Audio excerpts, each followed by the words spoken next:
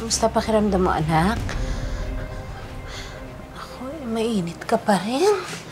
Umapa ang lagnat mo. Ayan. Nay, andyan na po si tatay. Sandali. Ano? Nakapangutang ka ba?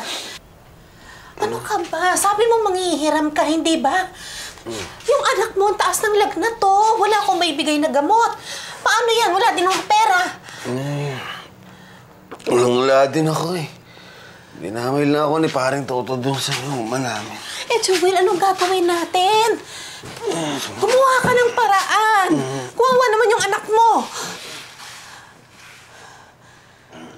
Joel!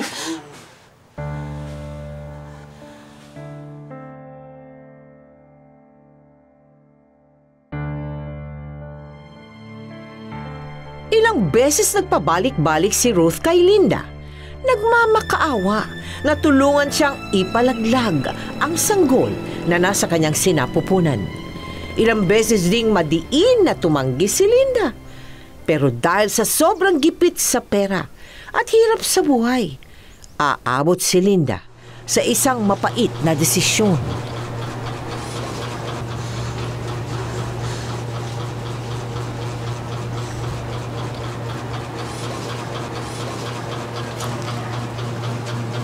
Sigurado ka po ba dito, Chang? Hindi. Hindi ako sigurado.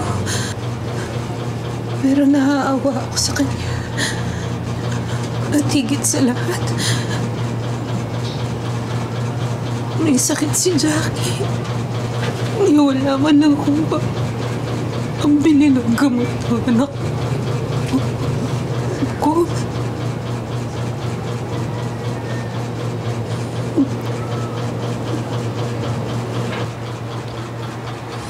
Sige na, Ate Linda. Gawin niyo na.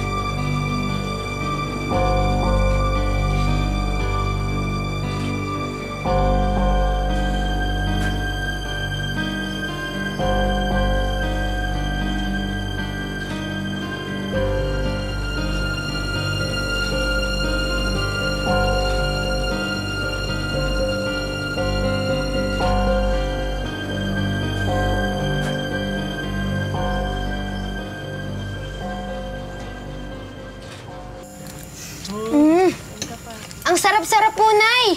Nay, sana po ganito ulit bukas, ha? Nay, di pa po ba kayo kakain? Hindi. Mauna na kayo. Sige na. Basta kumain kayo madami, ha? Sarap, no? Ay, si Jackie pala, kailangan kong painumin ng gamot.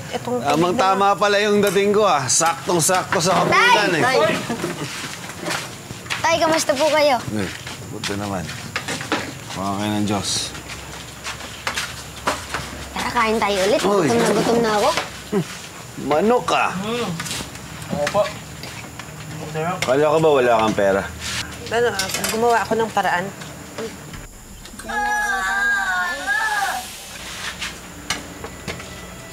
Ano yun?